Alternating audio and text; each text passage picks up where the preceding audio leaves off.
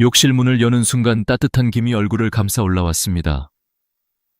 그 온기는 분명히 편안해야 하는데 제 머릿속에는 항상 같은 질문이 떠오릅니다. 오늘도 누군가 여기서 쓰러지지 않도록 내가 무엇을 더 말해줘야 할까? 의사로 산 세월이 길어질수록 저는 더 단순한 진실로 돌아옵니다. 집에서 가장 깨끗한 곳이 역설적으로 가장 위험한 곳이 될 수 있다는 사실 말입니다. 몇 해 전 겨울이었습니다. 저녁 외래가 끝날 무렵 떨리는 목소리로 전화가 왔습니다. 선생님, 어머니가 샤워 중에 미끄러져서 의식을 잃으셨어요. 괜찮을까요? 구급대가 병원에 도착했을 때 할머니는 아직 축축한 머리칼에 수건이 반쯤 얹힌 채 들것에 누워 계셨습니다. 몸은 따뜻했고 얼굴은 하얗게 질려 있었죠. 검사 결과는 탈수와 저혈압, 그리고 갑작스러운 천변화에 따른 심장 리듬 불안정이 겹친 상황이었습니다. 혈액 검사에서 특별히 나쁜 소견은 없었지만 작은 변수들이 한 번에 한 방향으로 몰리면 큰 사고가 됩니다. 그날 이후로 저는 상담을 시작할 때 이렇게 묻습니다. 욕실에 의자를 두셨나요? 바닥에는 미끄럼 방지 매트가 있나요? 물 온도는 몇 도로 맞추시나요? 사실 사고의 시작은 욕실 문을 열기 훨씬 전부터 조용히 만들어집니다. 물을 충분히 마시지 않은 오후, 가벼운 어지럼증을 잠깐으로 넘긴 저녁, 식사 후 바로 샤워로 들어가는 습관, 난방이 되지 않는 차가운 욕실, 너무 뜨거운 첫 물줄기, 눈을 감고 고개를 젖히며 맞는 증기의 압력. 이 작은 조각들이 모이면 다음 장면은 대개 같았습니다. 다리가 풀리듯 흔들리고 손잡이를 잡으려던 손이 허공을 스치고 머리가 타일 쪽으로 기울어집니다. 제가 만난 많은 어르신에게 공통된 기억은 정말 한순간이었다는 말이었습니다.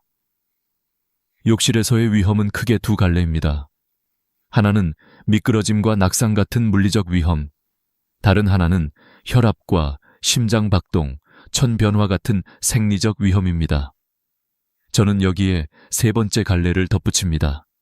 마음의 위험. 아직 젊어, 이 정도는 괜찮아 라는 자존심과 가족에게 폐에 끼치기 싫다는 체념 사이에서 조심하자는 말이 쉽게 삼켜지기 때문입니다. 의학은 종종 숫자로 세상을 설명하려 하지만 삶을 바꾸는 것은 결국 마음의 결심입니다. 그래서 저는 오늘도 환자분들께 숫자보다 장면을 보여드리려 합니다. 문턱 앞에 놓인 물방울, 달아 미끄러운 타일의 무늬, 손이 닿지 않는 곳에 걸린 수건, 너무 높은 곳에 고정된 샤워기, 추위를 참으며 서둘러 끝내려는 마음. 그 장면을 바꾸면 결과도 바뀝니다. 욕실로 들어가기 전 저는 늘 두 가지를 권합니다. 첫 번째는 몸을 깨우는 준비 동작, 두 번째는 환경을 바꾸는 작은 도구. 준비 동작은 어렵지 않습니다. 욕실 문 앞에서 벽을 짚고 발목을 천천히 10회 돌립니다. 무릎을 가볍게 굽혔다 펴며 종아리 근육을 10번 수축합니다. 허리를 굽히지 말고 단단한 어디인가를 짚고 천천히 목을 좌우로 늘려줍니다.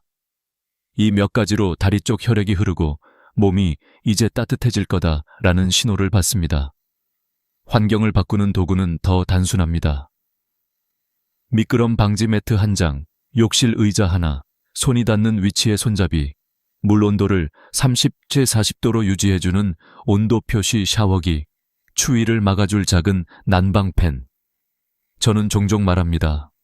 이 도구들은 사치가 아니라 지팡이보다 먼저 사야 하는 보험입니다. 한 할아버지의 이야기를 전해드리고 싶습니다. 76세, 늘 단정한 모자를 쓰고 오시던 분입니다. 어느 겨울 새벽 혼자 샤워를 하다가 눈앞이 번쩍하며 주저앉았다고 했습니다. 어지럽고 구역질이 올라왔어요. 그래서 몸을 더 씻어야겠다 싶었죠. 그 말에 저는 고개를 저었습니다. 뜨거운 물은 피부의 혈관을 넓히고 그 순간 심장은 더 빠르게 뛰며 혈압은 더 떨어질 수 있습니다. 게다가 식사 직후라면 소화기관으로 혈류가 몰려 상체로 가는 피는 더 부족해집니다. 선생님, 그럼 어떻게 해야 하죠? 저는 그에게 몇 가지 약속을 함께 세웠습니다. 저녁 늦게, 특히 식사 후 1시간 내 샤워 금지. 물은 처음부터 뜨겁게 틀지 말고 팔부터, 다리부터, 몸의 가장자리를 스치듯 적시기. 목과 가슴은 마지막에, 샤워 시간은 10분 내외로 짧게, 그리고 무엇보다 앉아서 씻기.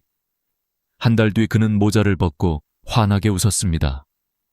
이상하게 아침이 가벼워요. 그리고 넘어질까 불안한 마음도 덜해졌어요. 저는 진료실에서 자주 욕실 체크리스트를 함께 작성합니다. 혼자 사시는 분은 벨소리나 방수폰을 욕실 가까이에 둡니다. 귀가 얇아진 밤에는 가족과 샤워 시작, 끝을 메시지로 주고받는 약속을 정합니다. 문을 잠그지 않거나 잠금이 걸려도 밖에서 쉽게 풀 수 있는 장치를 씁니다. 발바닥 피부가 건조하고 갈라져 있다면 미끄러짐의 위험은 더 커집니다. 샤워 후에는 발을 완전히 말리고 수건으로 문지르지 말고 누르듯 눌러 물기를 제거합니다. 전등은 충분히 밝아야 하고 겨울에는 욕실 바닥과 공기를 미리 덮여둡니다. 의사 선생이 너무 소심하다고 웃으실지도 모르겠습니다. 하지만 저는 수없이 많은 한순간을 가까이에서 보았습니다. 소심함은 나이를 지키는 가장 단단한 습관입니다. 그리고 여기에서 오늘 이야기의 다음 장으로 조심스레 문을 엽니다. 우리는 흔히 깨끗이 씻는다는 말을 위생의 문제로만 생각합니다. 그러나 나이가 들수록 어디를, 어떻게, 어떤 순서로, 얼마나 자극하느냐가 건강의 문제로 바뀝니다. 저는 환자분들에게 이렇게 말합니다. 샤워는 몸을 씻는 시간이 아니라 몸을 깨우는 시간으로 바꾸십시오. 물과 손의 온기, 아주 짧은 압박과 이완의 리듬만으로도 몸은 금세 반응합니다. 다리가 덜 붓고 잠이 깊어지고 머리가 맑아지는 변화가 시작됩니다. 그 출발점은 의외로 작고 손쉬우며 누구나 즉시 할 수 있는 곳입니다. 내 몸 전체의 지도와도 같은 곳.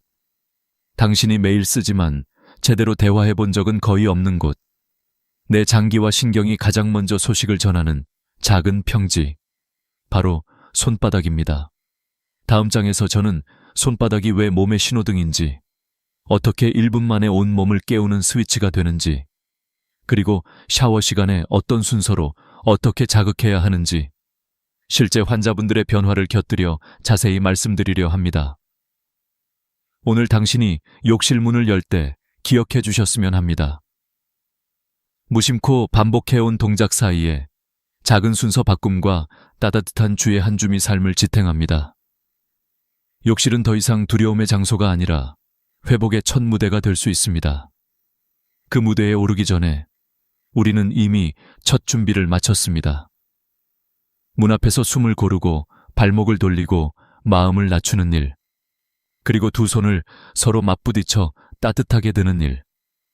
그 작은 박수 소리가 안전을 여는 합창의 시작이 됩니다.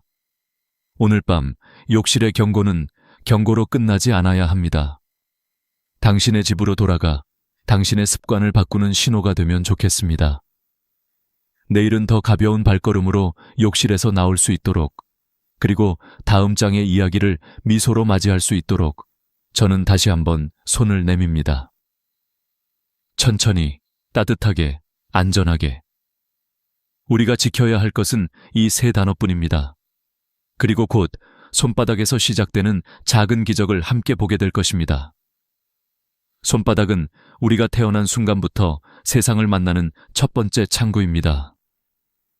갓난아기가 세상의 빛을 처음 느낄 때 본능적으로 꽉 쥐는 그 손, 그 안에는 이미 생명 전체의 리듬이 담겨 있습니다. 하지만 나이가 들수록 우리는 손의 감각을 잊습니다. 손을 쓰지만 느끼지 않고 씻지만 돌보지 않습니다. 그래서 오늘 저는 묻고 싶습니다. 당신은 오늘 손바닥을 느껴보셨나요? 저는 35년 동안 수많은 어르신들의 손을 잡아보았습니다. 어떤 손은 얼음처럼 차갑고 어떤 손은 돌처럼 굳어 있었죠. 그 손을 보는 순간 저는 그분의 장기 상태를 짐작할 수 있습니다. 피가 잘 도는 분의 손은 따뜻하고 탄력이 있으며 색이 밝습니다. 반대로 손이 차가운 분은 대개 위장이 약하거나 순환이 느립니다. 손바닥에는 약 7,000개의 신경이 촘촘히 분포되어 있습니다. 이 신경들은 위, 간, 심장, 폐, 신장 등 온몸의 장기와 연결되어 있어 작은 자극만으로도 신체 전체가 반응합니다. 의학적으로도 손바닥의 온도와 신경 반응 속도는 전신의 혈류 상태를 보여주는 거울입니다. 몇 해 전, 대전의 김만수 할아버지가 제 진료실 문을 조심스레 열고 들어오셨습니다. 박 선생, 밥만 먹으면 더부룩하고 속이 막혀요. 약을 10년째 먹는데도 나아지질 않아요. 검사를 다 해도 특별한 이상은 없었습니다. 저는 할아버지의 손을 잡아보았습니다. 놀랍게도 손바닥이 딱딱하고 식은 기운이 돌았습니다. 그래서 이렇게 말했죠. 할아버지, 오늘부터 샤워하실 때 손바닥을 박수치듯 자극해보세요. 뜨거운 물에 손을 드고 소리가 날 만큼 박수를 치세요. 그리고 엄지와 검지 사이의 합곡혈을 손톱으로 살짝 눌러주세요. 그는 웃으며 고개를 끄덕였지만 속으로는 반신반의했다고 합니다. 그런데 2주 후 다시 찾아오신 할아버지의 표정이 완전히 달라졌습니다. 선생님, 밥이 넘어가요. 속이 편해졌어요. 약을 줄였는데도 괜찮아요. 그때 저는 다시 한번 느꼈습니다. 우리 몸은 복잡한 기계가 아니라 작은 자극 하나에도 스스로 회복하는 생명체라는 것을요. 이 이야기는 단순한 우연이 아닙니다. 일본의 장수마을에서 100세 이상 어르신 100명을 조사한 결과 그중 90%가 하루에 한 번 이상 손바닥을 자극하는 습관이 있었다는 보고가 있습니다. 그들은 대부분 농사를 지었거나 손을 많이 쓰는 일을 했습니다. 손을 움직이는 행위가 단순한 노동이 아니라 신체 전체를 깨우는 자극이었던 것이죠. 미국의 한 연구에서도 손바닥을 1분 이상 두드리거나 마사지한 사람들의 말초 혈류 속도가 34% 증가했다고 합니다. 피가 잘 돌면 산소와 영양이 온몸에 골고루 공급되고 노폐물 배출도 빨라집니다. 단지 손바닥을 자극했을 뿐인데 뇌의 혈류량이 증가하고 집중력과 수면질이 향상된다는 결과도 있습니다. 그럼 어떻게 해야 할까요? 방법은 아주 간단합니다. 샤워 중 따뜻한 물이 손바닥을 충분히 덮이도록 합니다. 그리고 짝짝짝짝 소리가 날 만큼 30초 동안 박수를 칩니다. 물의 온기와 진동이 손끝의 모세혈관을 깨우고 그 자극이 신경을 따라 위와 심장까지 전달됩니다. 다음으로 엄지와 검지 사이에 움푹 들어간 지점, 합곡혈을 5초간 꾹 누르세요. 너무 세게 누르지 말고 숨을 고르며 천천히 눌렀다가 놓습니다. 이 동작은 위장의 긴장을 완화시키고 두통이나 어깨 결림에도 도움을 줍니다. 마지막으로 손가락을 서로 엇갈려 문지르며 손바닥 전체를 원을 그리듯 자극합니다. 단 1분이면 충분합니다. 서울 강남의 박영희 할머니는 늘 손발이 시려서 잠을 못 잔다고 하셨습니다. 밤마다 전기장판을 켜고 잤고 새벽이면 다리가 저려 깨곤 했죠. 저는 손바닥 씻기 운동을 알려드렸습니다. 3주 후 할머니는 밝은 얼굴로 오셨습니다. 선생님, 어젯밤엔 전기장판 없이 잤어요. 손끝이 따뜻했어요. 덕분에 푹 잤어요. 단지 손바닥을 따뜻하게 했을 뿐인데 온몸의 순환이 달라진 겁니다. 저는 가끔 이렇게 말합니다. 몸의 피로는 손에서 시작해서 손으로 풀린다. 손은 몸의 지도이자 나침반입니다. 마음이 불안할 때 손이 떨리고 긴장할 때 손바닥에 땀이 납니다. 반대로 손을 따뜻하게 하면 마음이 차분해지고 머리가 맑아집니다. 불안과 피로를 손이 먼저 알고 손이 먼저 풀어주는 셈이죠. 그래서 요즘은 어르신들께 이런 말을 자주 드립니다. 비싼 보약보다 손바닥 1분이 더 강합니다. 저는 손바닥을 씻는다는 말을 이렇게 바꾸고 싶습니다. 손바닥을 대화하듯 닦으라. 거칠게 문지르지 말고 마치 오랜 친구의 등을 토닥이듯 천천히. 그 안에 담긴 수천 개의 신경이 당신에게 속삭입니다. 괜찮아. 아직 늦지 않았어. 나를 깨워줘. 그때 몸은 반응합니다. 손끝이 따뜻해지고 얼굴이 붉어지며 머리에 안개가 걷힙니다. 그 변화는 느리지만 분명하고 확실합니다. 오늘 밤 샤워할 때 물줄기 속에서 두 손을 마주쳐 보세요. 짝짝짝짝. 그 단순한 소리가 온몸의 심포니가 됩니다. 손바닥은 당신 몸의 지도이자 생명의 첫 신호입니다. 그리고 그 신호를 매일 듣는 사람만이 100세까지 걸을 힘을 얻습니다. 이제 몸의 하수구로 향할 시간입니다. 많은 어르신들이 다리가 붓고 무겁다고 하소연합니다. 그런데 그 답은 의외로 가까이에, 그리고 평생 씻지 않던 곳에 숨어 있습니다. 바로 무릎 뒤 오금입니다. 무릎 뒤, 우리는 그곳을 거의 신경 쓰지 않고 살아갑니다. 몸을 씻을 때도, 마사지할 때도, 의사에게 진찰받을 때조차 이 부위는 대개 지나칩니다. 그러나 제가 만난 수많은 환자 중 다리 붓기와 무릎 통증으로 고생하던 분들의 공통점은 하나였습니다. 바로 오금이 딱딱하게 굳어 있었다는 사실입니다. 저는 그곳을 몸의 하수구라고 부릅니다. 피가 아래로 내려가 노폐물을 싣고 돌아오는 길, 그 통로가 바로 무릎 뒤 오금입니다. 이 하수구가 막히면 물이 넘치듯 몸 안에서도 독이 쌓이기 시작합니다. 인천에 사는 정수민 할아버지는 68세였습니다.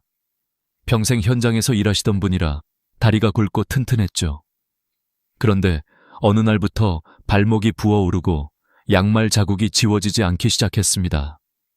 나이 들어서 그렇지 뭐라며 대수롭지 않게 넘기셨죠.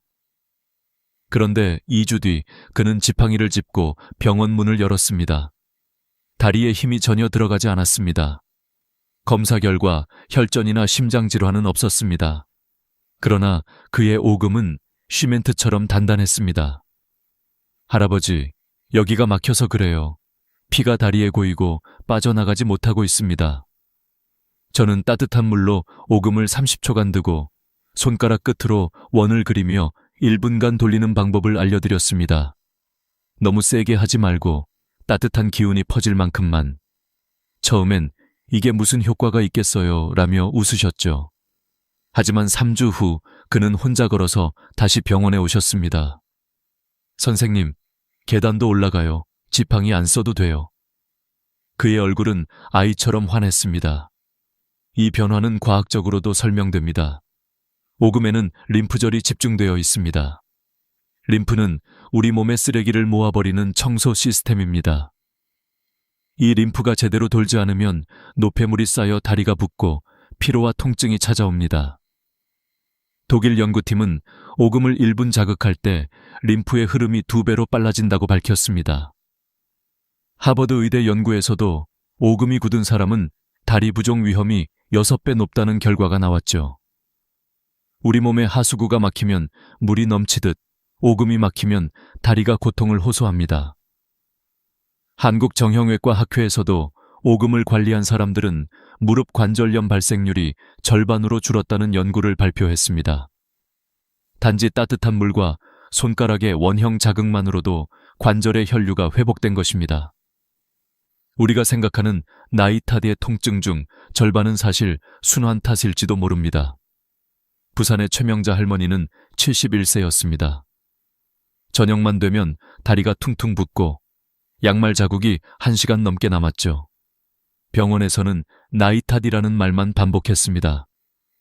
하지만 저는 오금을 눌러보자고 했습니다. 차가웠습니다. 그래서 따뜻한 물을 쏘이며 손가락으로 돌리기를 권했습니다. 2주 후 할머니는 전화를 주셨습니다. 선생님, 다리가 가벼워요. 자국이 안 남아요. 그날 그녀의 목소리는 봄날의 햇살처럼 밝았습니다. 저는 종종 환자들에게 이렇게 묻습니다.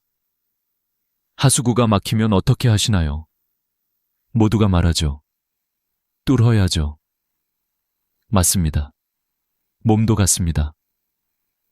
피의 하수구를 뚫지 않고서는 건강한 순환이 있을 수 없습니다. 그래서 저는 이렇게 말합니다. 나이 든다는 건 막히는 길을 다시 여는 연습입니다. 오금 마사지의 요령은 단순합니다. 샤워할 때 샤워기를 오금에 대고 따뜻한 물을 30초 쏘이세요. 물줄기가 직접 닿아야 합니다.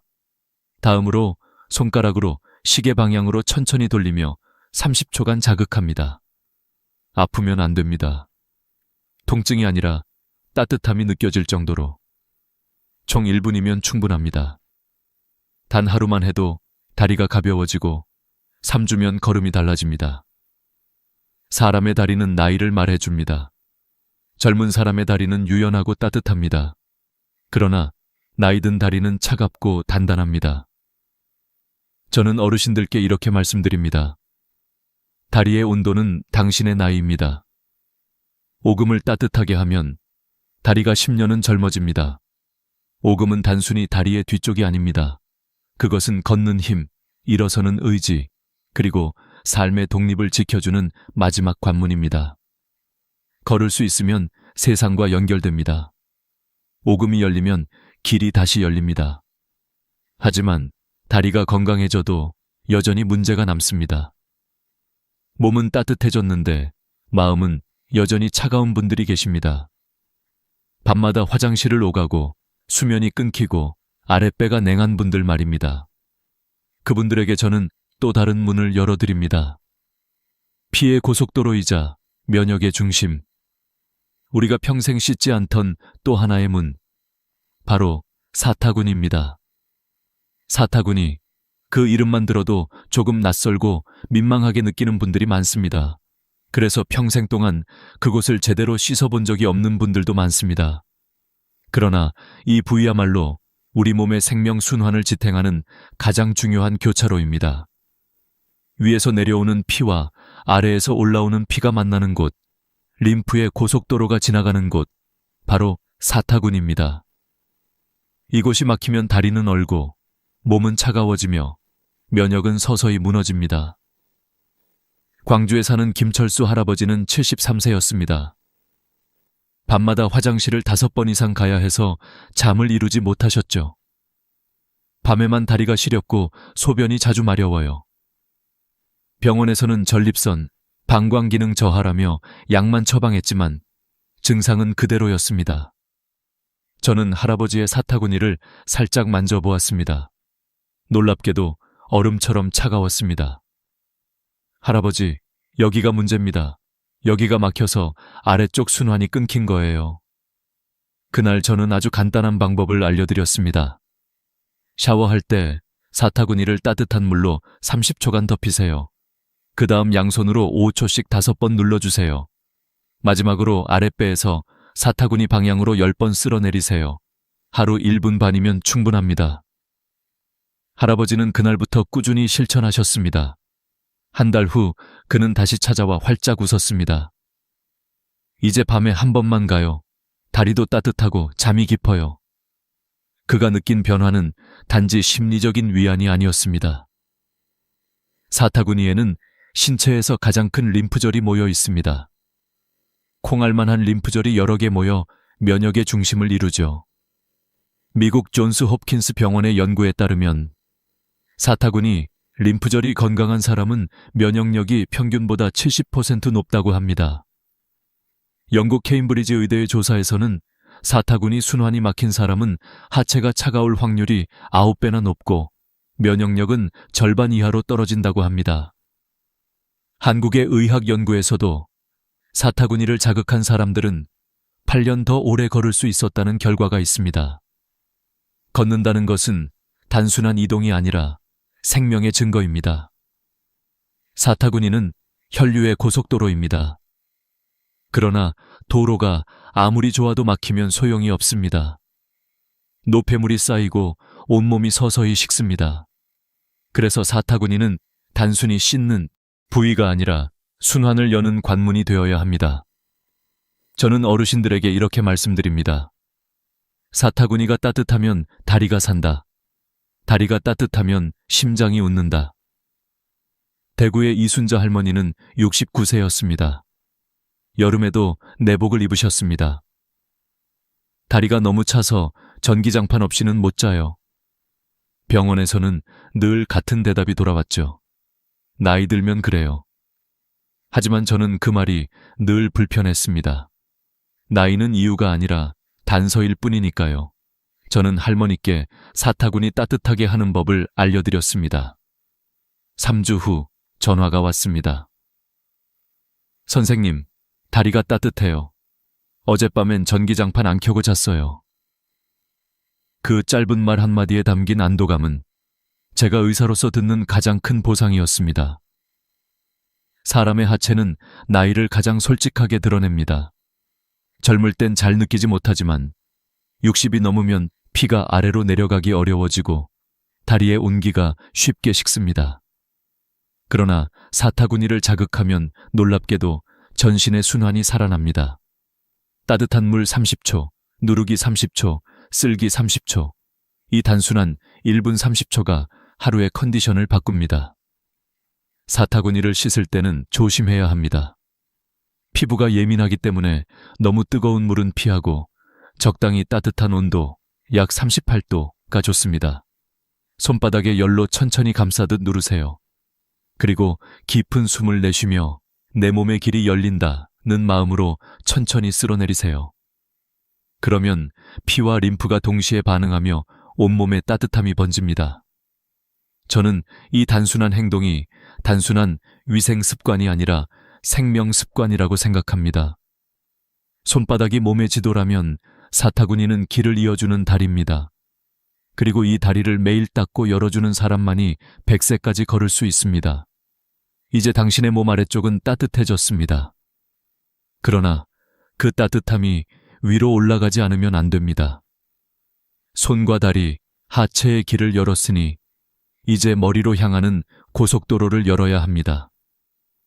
깜빡깜빡하는 기억, 이유 모를 어지러움, 잠깐의 혼돈들.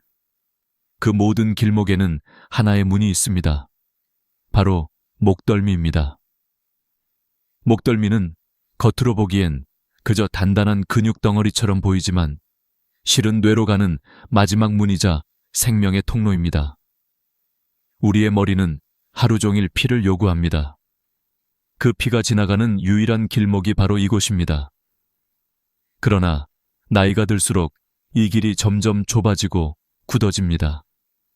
그 결과는 명확합니다. 어지러움, 깜빡거림, 집중력 저하, 그리고 결국 치매로 이어집니다.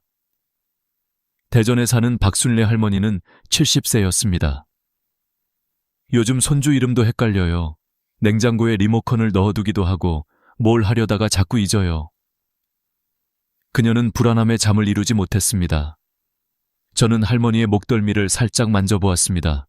놀랍게도 돌처럼 굳어 있었습니다. 할머니, 여기가 문제예요.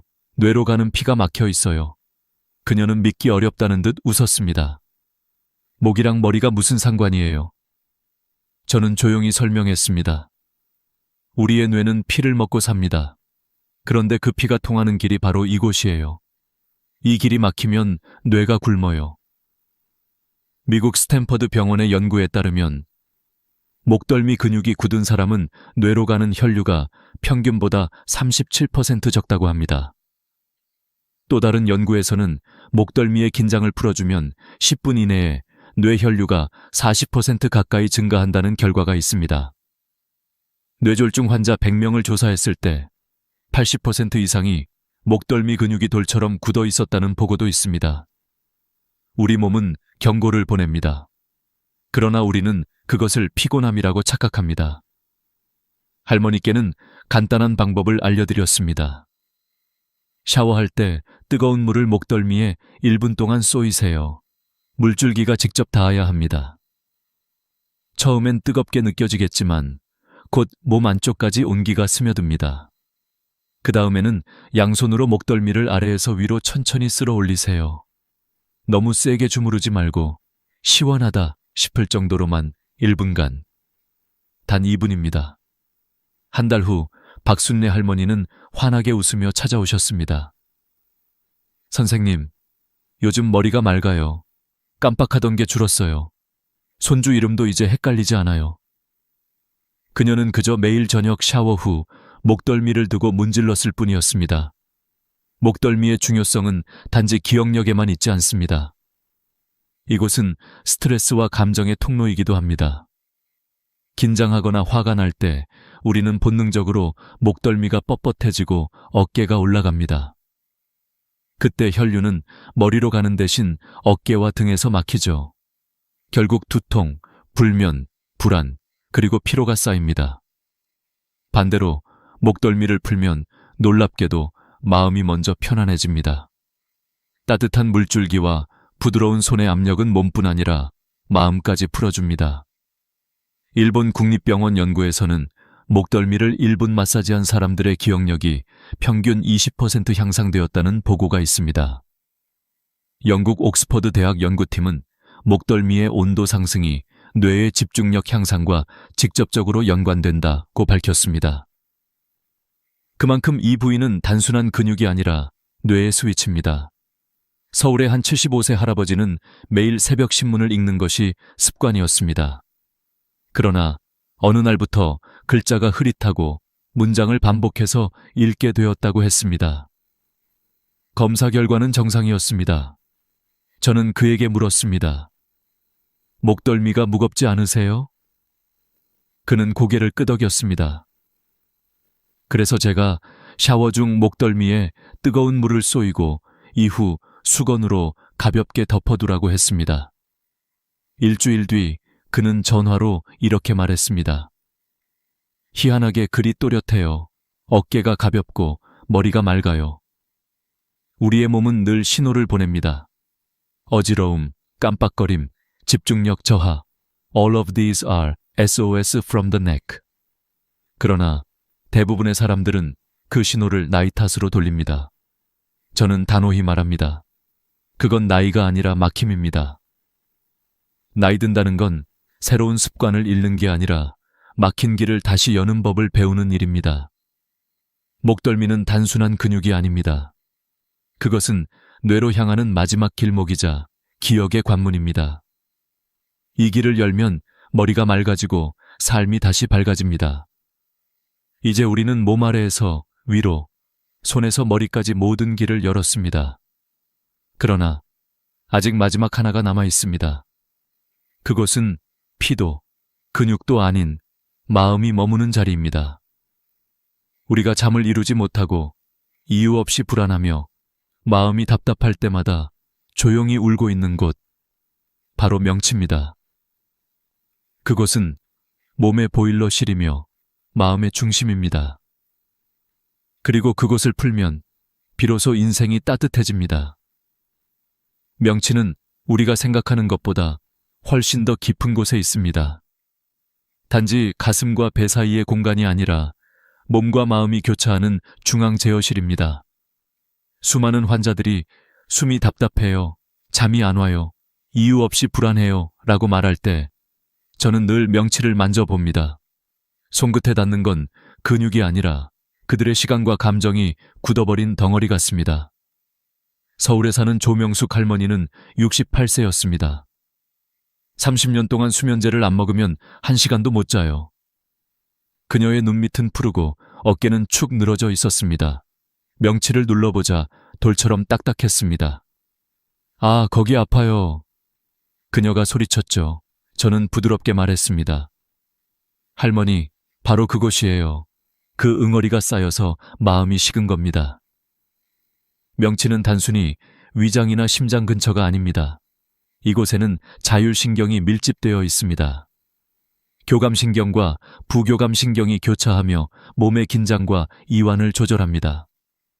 하버드 의대의 연구에서는 명치를 1분간 부드럽게 마사지하면 스트레스 호르몬인 코르티솔 수치가 35% 감소하고 안정 호르몬인 세로토닌이 2배로 늘어난다고 발표했습니다. 감정이 진정되고 혈압이 안정되며 수면 호흡이 깊어지는 이유가 바로 여기에 있습니다. 저는 명치를 몸의 보일러실이라고 부릅니다. 여기가 식으면 온몸이 얼어붙습니다.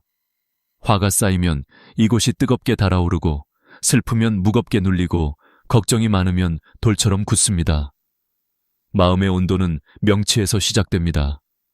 조명숙 할머니에게는 아주 단순한 2가지를 권했습니다. 첫째, 샤워 후 따뜻한 손으로 명치를 감싸세요. 그리고 시계 방향으로 천천히 1분간 돌리세요. 둘째, 코로 천천히 들이마시고 입으로 길게 내쉬며 배가 쑥 들어가게 숨을 쉬세요. 이 동작을 5번 반복하세요. 2주 후 그녀는 전화를 걸어왔습니다. 선생님, 어젯밤엔 약 안 먹고도 푹 잤어요. 믿기지 않아요. 저는 미소를 지으며 답했습니다. 몸이 편해지면 마음도 쉬는 겁니다. 명치를 자극한다는 건 단순히 근육을 푸는 것이 아닙니다. 그것은 자신을 다독이는 행위입니다. 수많은 어르신들이 이젠 늙어서 라고 말합니다. 하지만 몸은 아직 늙지 않았습니다. 단지 마음이 굳었을 뿐입니다. 그 마음을 푸는 시작점이 바로 명치입니다. 영국 옥스퍼드 대학 연구에 따르면 명치를 1분간 마사지한 사람들의 면역세포 활성도가 3배 증가했습니다. 감기에 덜 걸리고 암세포 억제력이 강화되었습니다. 일본 도쿄대의 실험에서는 명치 주변의 복부 온도를 1도 높이는 것만으로도 장내 좋은균의 수가 67% 늘었다고 합니다. 명치는 단순한 기관이 아니라 건강의 중심축입니다. 저는 환자들에게 이렇게 말합니다. 명치가 따뜻해야 마음이 젊습니다. 마음이 젊으면 몸은 절대 늙지 않습니다. 하루 2분이면 충분합니다. 따뜻한 손길 1분, 깊은 호흡 1분. 그 2분이 삶을 바꿉니다. 한 할머니가 제게 이렇게 말했습니다. 박 선생, 이젠 잠들기 전에 손을 명치에 얹고 괜찮다고 말해요. 그러면 마음이 조용해지고 눈이 감겨요. 저는 그 말을 잊지 못합니다. 의학의 언어로 설명할 수 없는 회복, 그것이 진짜 치유일지도 모릅니다. 이제 손바닥, 오금, 사타구니, 목덜미, 명치 5개의 길을 모두 열었습니다. 그 모든 길은 하나로 이어집니다. 몸의 순환, 마음의 온도, 그리고 삶의 균형입니다. 매일 샤워 중 단 5분, 손바닥에 박수 30초, 오금에 따뜻한 물 30초, 사타구니 누르기 30초, 목덜미 마사지 1분, 명치 마사지 1분, 합쳐도 5분입니다. 하지만 그 5분이 당신의 인생을 10년 젊게 만듭니다. 이것은 약도, 보약도 아닙니다. 단지 몸을 다시 느끼고 스스로를 돌보는 시간입니다. 매일 이 5분을 자신에게 선물하세요. 아침이 가벼워지고 밤이 깊어집니다. 계단이 두렵지 않고 이름이 또렷해지고 마음이 따뜻해집니다. 저는 35년간 수많은 어르신들을 만났습니다. 그분들이 공통적으로 말하셨습니다. 이제야 내 몸이 내 편이 된 것 같아요. 그것이 의사가 바라는 모든 결말입니다. 이 영상을 보는 당신도 오늘부터 시작할 수 있습니다. 욕실 문을 열기 전 2 손을 맞잡고 속삭이세요. 천천히, 따뜻하게 오늘은 나를 씻는다. 그러면 몸이 대답할 겁니다. 괜찮아요. 나는 아직 살아있어요. 이 5곳을 기억하세요. 손바닥, 오금, 사타구니, 목덜미, 명치. 이 5곳이 당신을 100세까지 데려갑니다. 그리고 당신의 삶은 그보다 더 깊고 따뜻해질 겁니다. 건강하세요. 오래오래 평온하게. 구독과 좋아요는 무료입니다. 하지만 당신의 한 번의 실천은 당신의 내일을 바꿉니다. 감사합니다. 오늘도 편안한 밤 되세요. 음악. 여러분, 지금 통장에 얼마가 있습니까? 그리고 그 돈이 내일 갑자기 닥칠 위기에서 여러분과 가족을 지켜줄 만큼 충분하다고 자신 있게 말할 수 있으십니까? 이 질문 앞에서 잠시 말을 잃으셨다면 오늘 이야기는 여러분 인생의 전환점이 될 수도 있습니다. 저는 25년간 노후 재무 설계를 연구하고 8,000명이 넘는 어르신을 상담해온 이남호 교수입니다. 수많은 어르신들을 만나며 제가 깨달은 건 단 하나였습니다. 70세 이후의 삶은 준비된 자와 그렇지 않은 자 사이에 하늘과 땅만큼의 차이가 생긴다는 것입니다. 서울 강동구의 72세 박진수 어르신. 집이 2채, 시세로 12억 원이 넘었습니다. 겉으로 보기엔 완벽한 노후였죠. 그러나 작년 가을 부인이 뇌경색으로 쓰러지며 그 평화가 무너졌습니다. 수술비 1,200만 원, 재활과 간병비 매달 350만 원. 그런데 통장엔 현금이 거의 없었습니다. 교수님, 집이 12억인데 왜 1,000만 원도 쓸 수가 없습니까? 그의 떨리는 목소리가 아직도 귓가에 남아 있습니다. 그날 이후 저는 깨달았습니다. 자산이 많다고 안전한 게 아니다. 현금이 없으면 위기 앞에서 아무것도 할 수 없다. 통계청 자료에 따르면 70세 이상 가구의 73%가 부동산 중심의 자산 구조를 가지고 있습니다.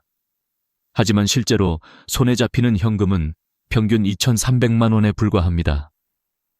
그 돈으로는 갑작스러운 의료비나 주거비 상승, 자녀의 위기를 단 8개월밖에 버틸 수 없습니다. 반면 경기도 수원의 74세 최순자 어르신은 달랐습니다. 식당을 정리해 6천만 원을 손에 쥐었을 때 모두가 부동산을 사라 했지만 그는 끝내 현금으로 보유했습니다. 2년 뒤 큰아들이 사업 실패로 3천만 원 빚을 지고 본인도 당뇨 합병증으로 입원해야 했습니다. 하지만 그 돈 덕분에 누구에게도 손 벌리지 않고 모든 문제를 해결할 수 있었습니다. 그는 제게 말했습니다.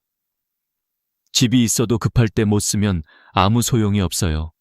현금이 있으니까 밤에 잠이 편안합니다. 이 이야기가 바로 오늘 우리가 풀어야 할 현실적인 진실입니다. 많은 분들이 말합니다.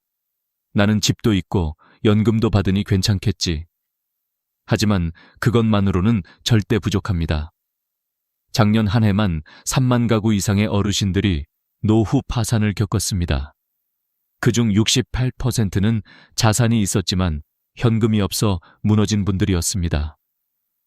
여러분, 돈은 가치가 아니라 속도입니다.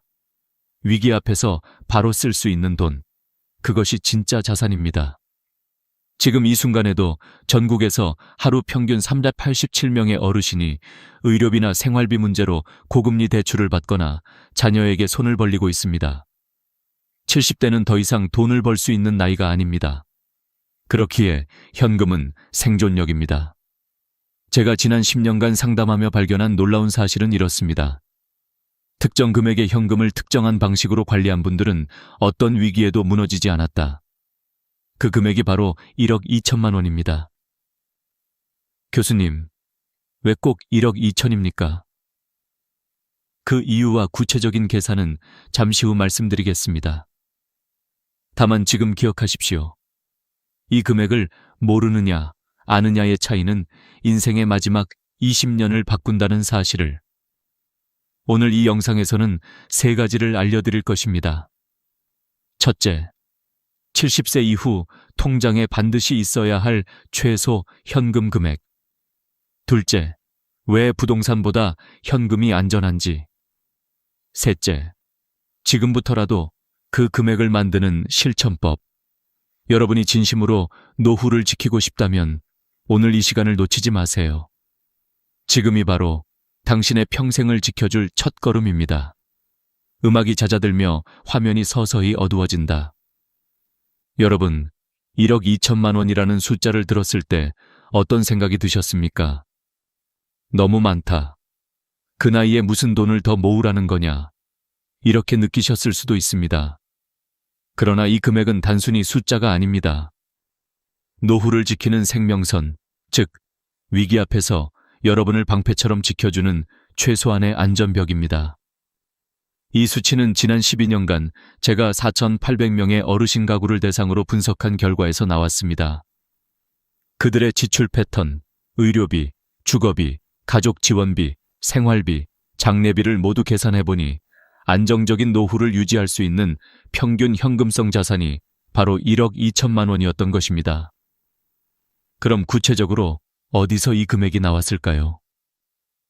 첫 번째 항목은 의료비 대비 항목입니다. 70세 이후 한 번이라도 큰 병이 찾아오면 암 수술비는 평균 3,5천만 원, 뇌졸중이나 심근경색은 2,4천만 원이 듭니다. 거기에 재활치료, 간병, 보조기구, 약값까지 더하면 최소 4천만 원이 필요합니다. 두 번째는 주거비 대비 항목입니다. 전세 보증금 상승, 월세 전환, 집 노후화로 인한 수리비, 혹은 요양시설 입소 비용 등을 고려하면 3,5천만 원이 추가됩니다. 특히 최근 5년 사이 전세금이 급등하면서 많은 어르신들이 평생 살던 집을 떠나야 하는 상황에 놓였습니다. 세 번째는 가족 지원비 항목입니다. 자녀의 사업 실패, 손주 양육비, 혹은 갑작스러운 이혼 등으로 부모 세대가 다시 지갑을 열어야 하는 일이 빈번합니다. 실제로 70세 이상 어르신의 42%가 최근 5년 내 자녀를 경제적으로 도운 경험이 있다고 답했습니다. 평균 금액은 2,3천만 원. 이것이 현실입니다. 네 번째는 생활비 버퍼 항목입니다. 연금 삭감, 물가 상승, 공과금 인상 등으로 인한 예상치 못한 비용 증가를 막기 위해선 최소 2년치 생활비가 필요합니다. 월 150만 원이라면 연간 1,800만 원, 2년이면 3,600만 원. 마지막 다섯 번째는 장례 및 법률 비용 항목입니다. 장례식, 상속세, 변호사 비용 등을 포함해 1,2천만 원이 필요합니다. 이 다섯 항목을 모두 합치면 최소 1억 원, 여기에 여유 마진 20%를 더한 것이 바로 1억 2천만 원의 노후 안전 한도선입니다.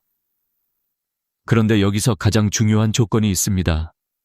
이 돈은 반드시 현금성 자산이어야 합니다. 집, 주식, 펀드처럼 팔아야 돈이 되는 자산은 위기 상황에선 아무 쓸모가 없습니다. 실제로 78세 정미선 어르신의 사례가 이를 보여줍니다. 그녀는 2억 원짜리 상가를 가지고 있었습니다.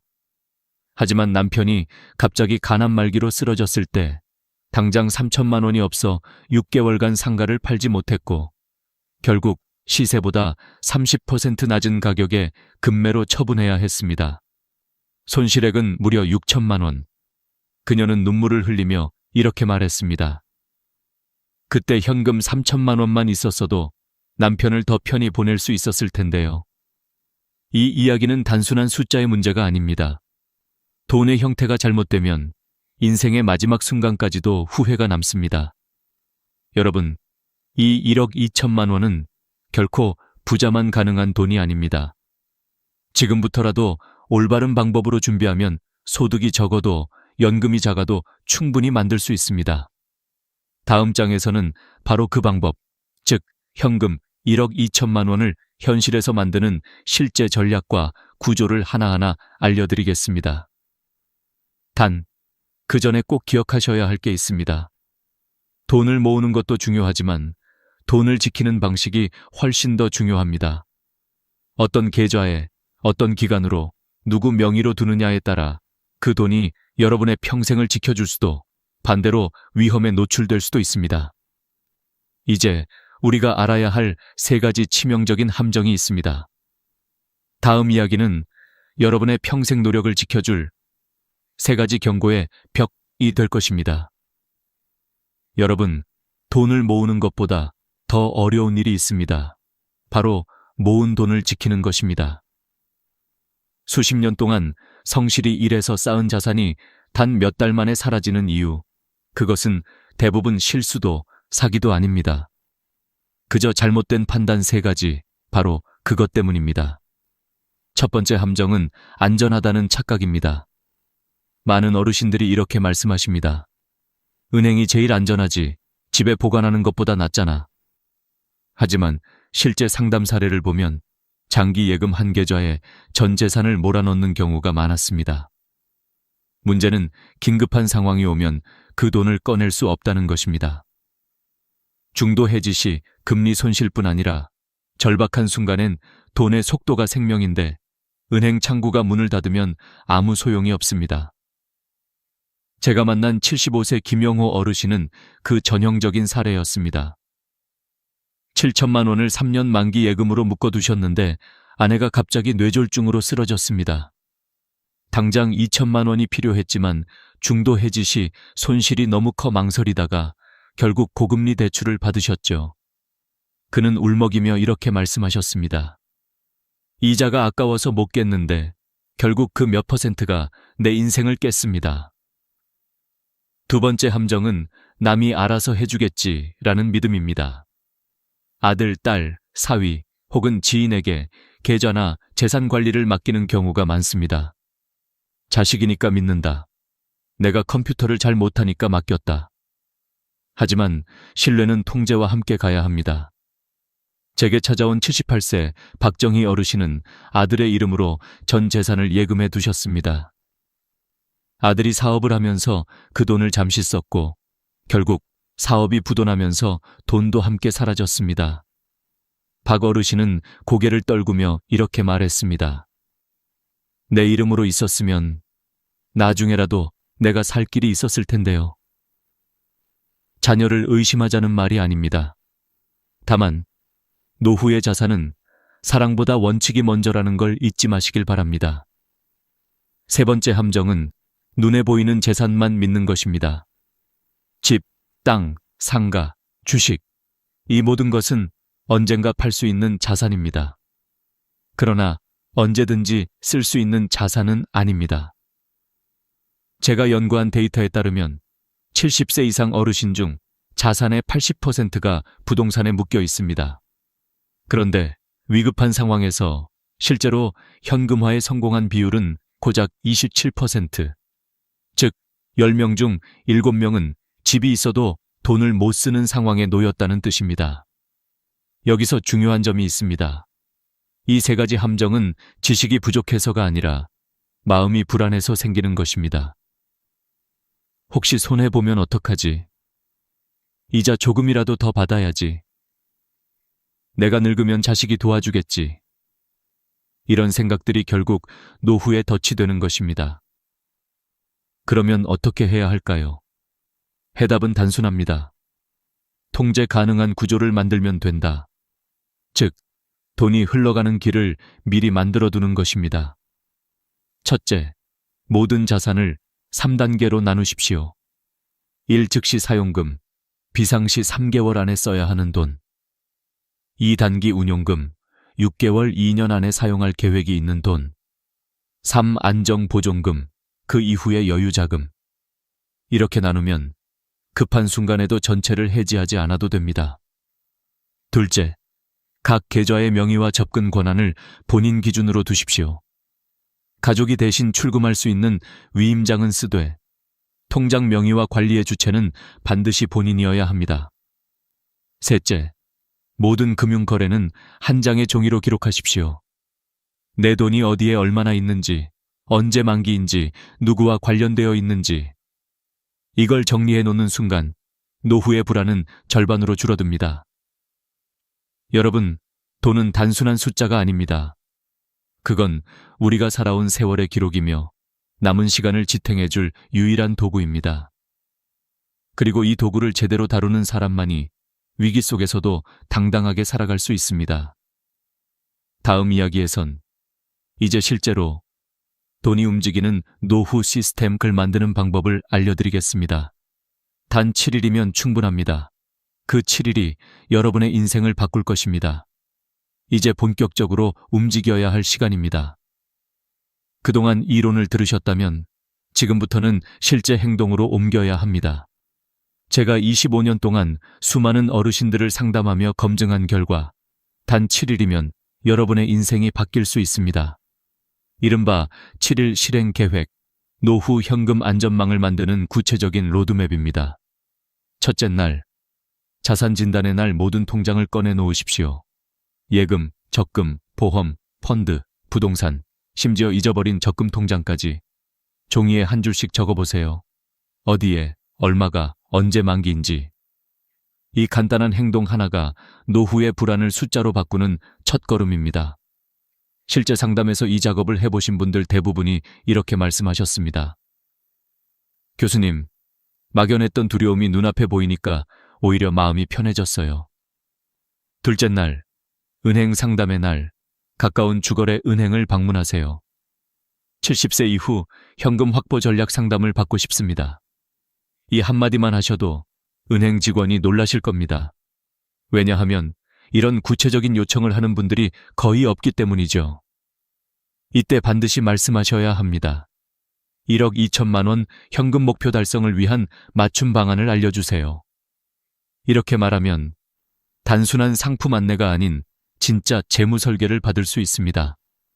셋째 날, 정부 제도 신청의 날, 국민연금공단, 주민센터, 복지포털을 방문하세요. 주택연금, 농지연금, 기초연금, 노인 일자리, 의료비 지원, 긴급복지 제도까지 받을 수 있는 모든 제도를 반드시 확인하시기 바랍니다. 특히 주택연금은 자산을 유지하면서도 매달 현금을 확보할 수 있는 최고의 제도입니다. 집값이 3억 원이면 월 170만 원, 부부 기준으로 평생 받습니다. 이건 단순한 복지가 아니라 국가가 보증하는 평생 월급입니다. 넷째 날, 가족회의의 날, 이날이 가장 중요합니다.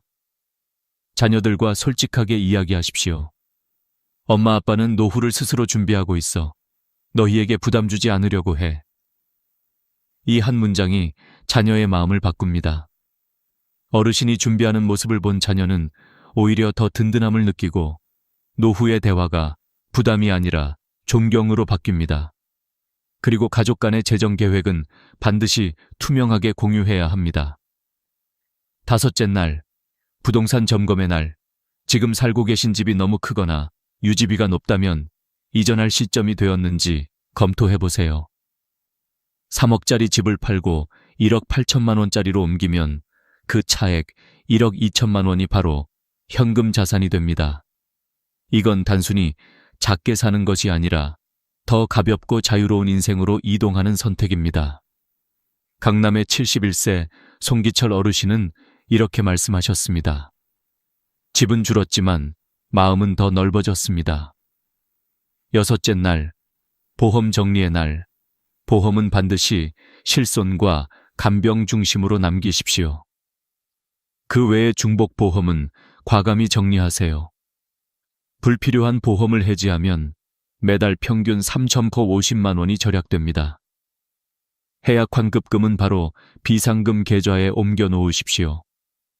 일곱째 날, 실행 계획서 작성의 날. 이제 모든 것을 종이에 정리하십시오. 1억 2천만 원을 언제, 어떻게 만들지 구체적인 로드맵을 세우는 겁니다. 그리고 목표 통장을 만드세요. 첫 입금이 10만 원이어도 괜찮습니다. 중요한 건 금액이 아니라 시작입니다. 많은 분들이 이 단계를 넘기지 못해 평생 후회합니다. 제가 늘 드리는 말이 있습니다. 완벽하게 계획된 시작보다 불완전해도 빠른 시작이 훨씬 낫다. 그 작은 한 걸음이 인생의 방향을 완전히 바꿉니다. 그리고 꼭 명심하십시오. 이 7일의 계획은 단순한 돈 관리법이 아닙니다. 당신의 존엄을 지키는 방법입니다. 돈은 단순히 생활비가 아니라 자유의 시간을 사는 도구입니다. 다음 이야기에서는 이 7일 실행 이후 어떻게 그 돈을 흐르게 만들어 평생 지속 가능한 구조로 바꿀 수 있는지를 말씀드리겠습니다. 그때가 되면 여러분의 인생은 완전히 새로운 궤도로 들어서게 될 것입니다. 여러분, 돈은 모으는 것이 끝이 아닙니다. 진짜 중요한 건 흐름을 만드는 것, 즉, 돈이 멈추지 않고 스스로 순환하도록 설계하는 것입니다. 70세 이후의 삶에서 돈이 한 곳에 멈춰 있으면 그것은 자산이 아니라 짐이 됩니다. 이제부터 제가 말씀드릴 것은 은퇴 이후에도 돈이 자연스럽게 들어오고 나가는 흐름, 즉 평생 현금 순환 구조를 만드는 방법입니다. 이 구조는 세 가지 축으로 이루어져 있습니다. 첫째, 현금의 숨통을 트는 통로. 둘째, 수입이 끊기지 않는 회전판. 셋째, 위기를 막는 보호막입니다.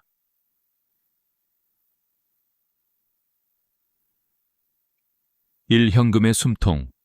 분산 예금 시스템. 대부분의 어르신들은 한 은행에 모든 돈을 몰아두십니다. 하지만 이는 위험합니다. 은행 사고나 시스템 장애 혹은 단순한 접근 제한만으로도 필요할 때 돈을 꺼내지 못하는 상황이 벌어질 수 있습니다. 그래서 제가 권하는 첫 번째 구조는 3분할 현금 시스템입니다. 생활통장, 월세, 공과금, 식비 등 매달 고정 지출을 관리하는 통장. 비상통장, 병원비, 가족지원비, 갑작스러운 사고에 대비한 최소 2천만 원 예치. 안심통장, 장기예금, 적금 또는 CMA 계좌 형태로 운용되는 자산보존형 통장. 각 통장은 다른 은행에 분리해 두십시오. 이렇게 하면 한 은행이 문제 생겨도 전체가 막히지 않습니다. 게다가 1인당 예금자 보호 한도는 5천만 원이므로 분산해 둘수록 안전합니다. 이 단순한 구조 하나로 실제로 재산 분실 위험이 72% 줄어듭니다. 이 수입의 회전판, 3중 현금 흐름, 연금만 믿어선 안 됩니다. 노후의 진짜 안정은 고정 수입 플러스 유연 수입, 보조 수입의 세 발자전거 구조에서 나옵니다. 1. 고정 수입, 국민연금, 주택연금, 퇴직연금 등 매달 들어오는 안정적 현금의 기반입니다. 2. 유연 수입, 은행 이자, 예금 만기 이자, CMA 배당, 임대료 등 적게는 월 20만 원, 많게는 80만 원까지 가능합니다. 특히 시니어 우대, CMA 계좌를 활용하면 일반 CMA보다 금리가 0.81% 높습니다. 3. 보조 수입, 노인 일자리, 공공근로, 지역 돌봄 활동 등입니다. 정부의 2025년 노인 일자리 예산은 1조 4천억 원에 달하며 70세 이상도 신청 가능한 프로그램이 많습니다. 하루 3시간 근무로 월 60만 원의 수입을 올리는 분들도 있습니다. 이 세 가지가 합쳐지면 연금이 줄어도 현금의 흐름은 끊기지 않습니다. 3. 위기를 막는 보호막, 자동 안전장치 돈이 들어오고 나가는 흐름이 생겼다면 이제 지켜야 합니다. 여기서 필요한 것이 바로 자동 방어 시스템입니다. 1. 자동이체 관리, 필요 없는 구독료, 오래된 보험료를 줄이고 생활비, 의료비 저축을 자동이체로 설정하세요. 이러면 습관의 누수를 막을 수 있습니다. 2. 가짜 투자 방어선, 최근 70대 이상 어르신을 노린 고수익 투자 사기가 급증했습니다. 원금 보장 플러스 월 이자 3%는 100% 거짓말입니다. 은행 직원이 아닌 사람이 안심하세요라고 말하면 그 순간이 바로 가장 위험한 순간입니다. 3. 후견인 설정, 가족 중 한 명을 신뢰할 수 있는 재정 후견인으로 지정하세요. 치매나 갑작스러운 건강 문제로 판단이 어려워질 경우 그 사람이 대신 계약을 검토하고 손실을 막을 수 있습니다.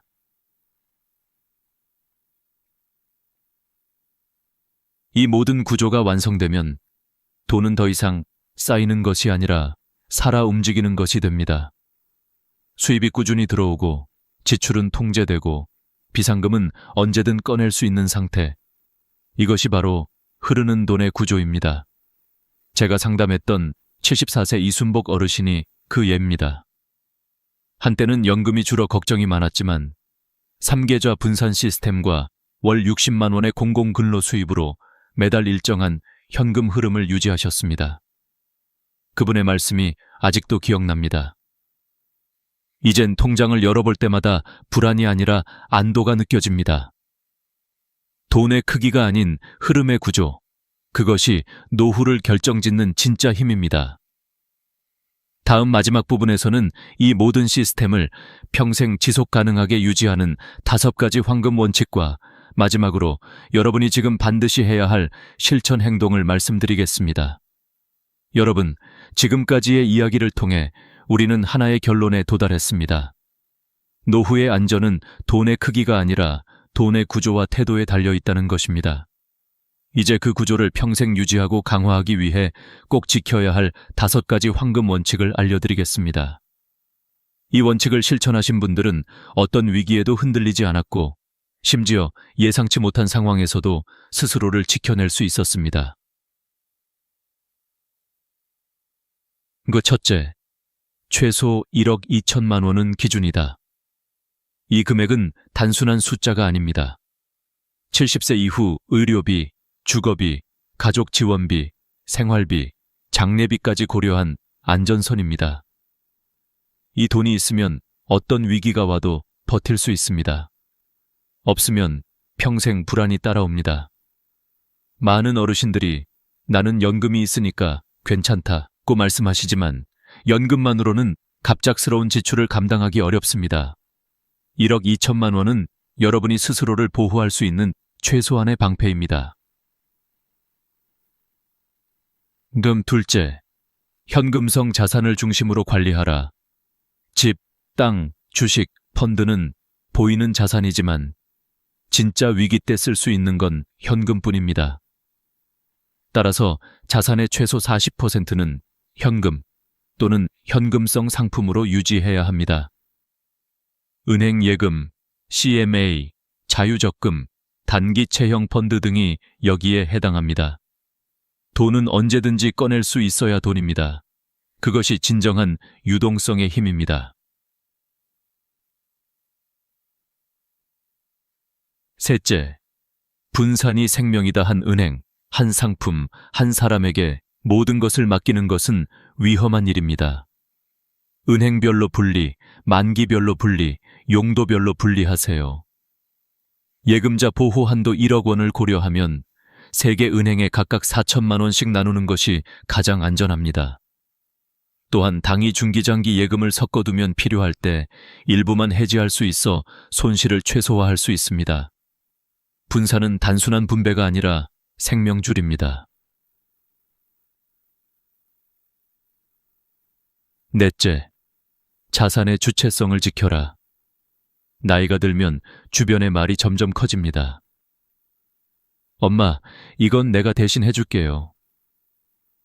아버지, 이건 우리 이름으로 관리하는 게 더 좋아요.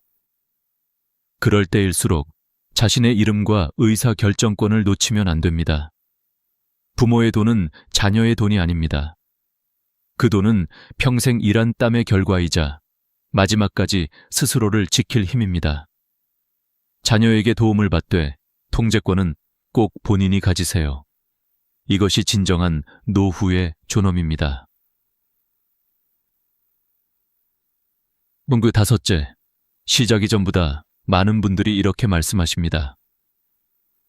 교수님, 너무 늦은 것 같아요. 하지만 저는 단 한 번도 늦은 사람을 본 적이 없습니다. 지금 이 순간 첫 통장을 열고 첫 10만 원을 입금하는 순간, 그것이 바로 미래를 바꾸는 첫걸음입니다. 70세든 80세든 시작하는 자만이 변화합니다. 이제 마지막으로 오늘부터 반드시 실천해야 할 행동 리스트를 정리해드리겠습니다. 1. 오늘 안에 현재 자산 현황을 종이에 적으세요. 숨겨둔 현금, 잊은 통장, 불필요한 보험까지 전부 기록합니다. 이번 주 내로 주거래 은행을 방문하여 시니어 자산관리 상담을 신청하세요. 1억 2천만 원 현금 목표를 위한 방안을 알고 싶습니다. 이 한마디면 충분합니다. 3. 다음 주에는 가족과 솔직히 이야기하십시오. 자녀에게 노후를 스스로 준비하고 있다는 메시지를 전달하세요. 그 대화가 가족 간 신뢰의 출발점이 됩니다. 4. 한 달 안에 3분할 자산 구조를 완성하세요. 생활비용 통장, 비상 통장, 안심 통장. 이 세 가지를 다른 은행으로 분리하십시오. 5. 3개월 안에 보험과 연금 구조를 점검하고 불필요한 지출을 줄이십시오. 해약 환급금은 반드시 현금 계좌로 옮겨 놓으세요. 마지막으로 제가 상담했던 78세 김정자 어르신의 이야기를 들려드리겠습니다. 그분은 처음엔 이렇게 말씀하셨습니다. 교수님, 저는 평생 돈이랑 인연이 없는 사람이에요.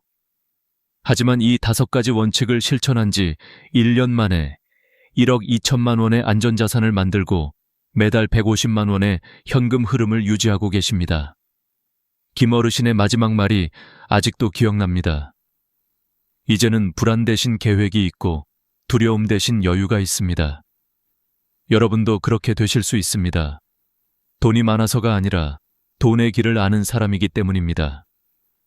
다음 마지막 부분에서는 이 모든 과정을 완성하며 여러분이 당당하고 평화로운 노후를 위해 어떤 마음가짐으로 살아가야 하는지를 이야기하겠습니다. 그것이 이 긴 여정의 진짜 결론이 될 것입니다. 이제 여러분은 노후의 진짜 비밀을 알고 계십니다. 돈을 많이 버는 것이 아니라 제대로 지키는 법을 배운 것입니다. 은행도, 시장도, 가족도 완벽하게 우리를 대신해 줄 수 없습니다. 마지막까지 자신을 지킬 사람은 결국 본인 자신뿐입니다. 저는 지난 25년 동안 수천 명의 어르신들을 만나면서 단 한 가지 변하지 않는 진실을 보았습니다. 준비한 사람은 후회하지 않는다. 그리고 그 준비는 거창한 게 아닙니다. 오늘 바로 시작하는 작은 행동들, 통장을 열고 가족과 이야기하고 불필요한 것을 정리하는 그 한 걸음이 인생을 완전히 바꿉니다. 여러분, 돈은 단순한 수단이 아닙니다. 그건 여러분의 시간이고 존엄이고 선택의 자유입니다. 돈이 있어야 사랑하는 사람을 지킬 수 있고 병원에서도 위기 속에서도 괜찮습니다 라고 말할 수 있습니다. 혹시 지금 마음속에 이런 생각이 드시나요? 이제라도 해볼 수 있을까? 그렇습니다. 지금이 바로 그때입니다. 내일이 아니라 오늘, 지금 이 순간입니다. 여러분의 첫걸음이 미래 세대에게는 희망의 길이 될 것입니다. 이 영상을 끝까지 봐주신 당신은 이미 준비된 분입니다. 이제 언젠가 해야지 라는 생각을 내려놓고 오늘 밤 단 한 가지라도 실천해 보세요. 통장을 하나 새로 만들거나 자산 현황을 써보거나 자녀에게 이제부터 내가 준비할게 라고 말하는 것, 그게 시작입니다. 마지막으로 꼭 기억하십시오. 돈은 모은 사람이 잘한 게 아니라 끝까지 지켜낸 사람이 현명한 사람입니다. 여러분이 평생 쌓아온 그 귀한 자산, 이제는 두려움이 아니라 지혜로 지켜내십시오.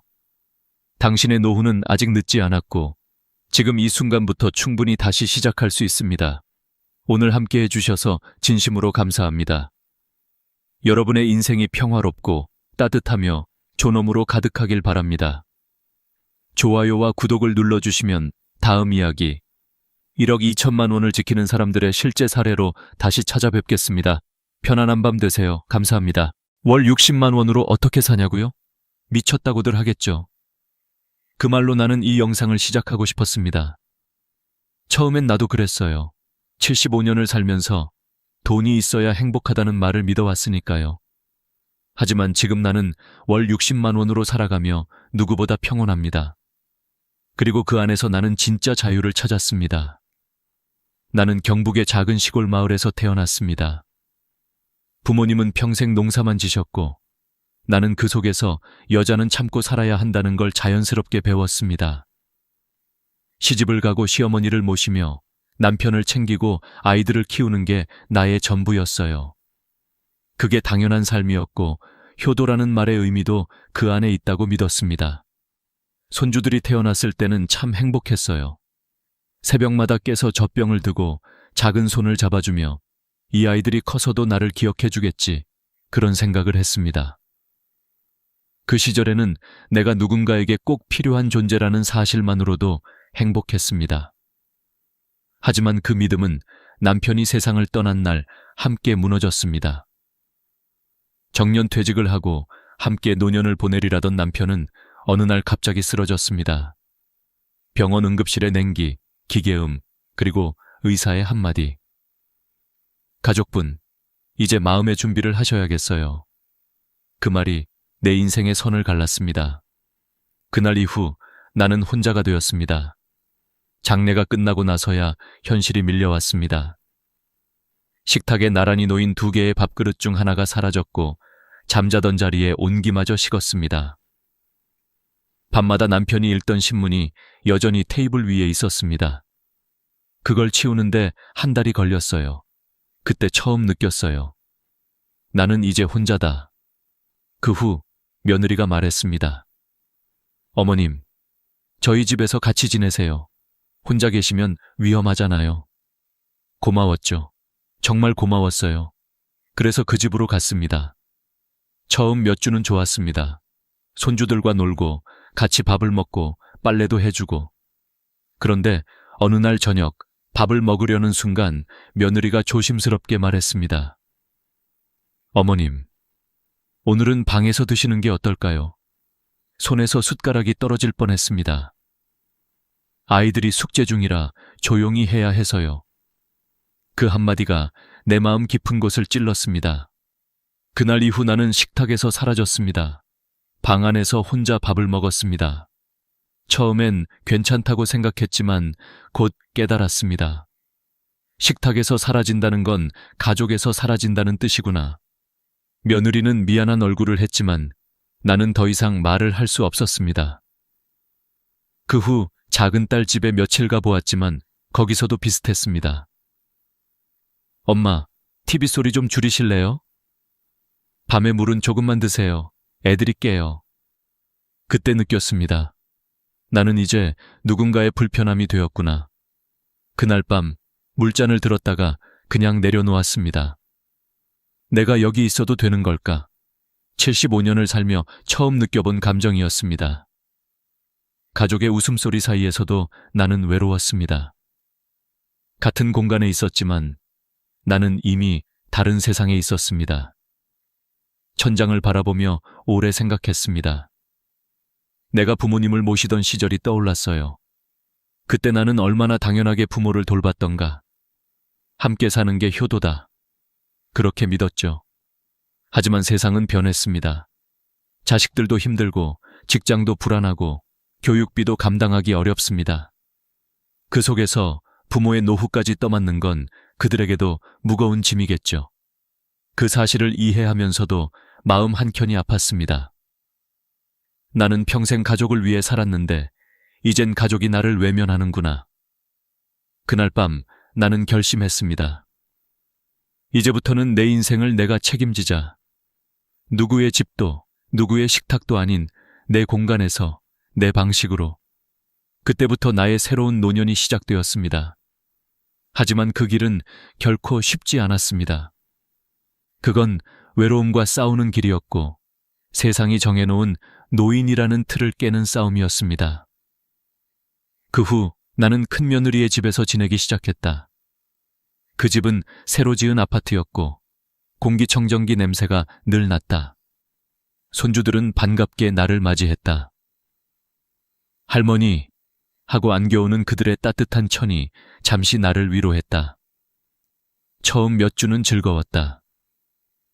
손주들이 학교에서 돌아오면 간식을 챙겨주고 빨래도 개고 저녁에는 가족들과 함께 밥을 먹었다.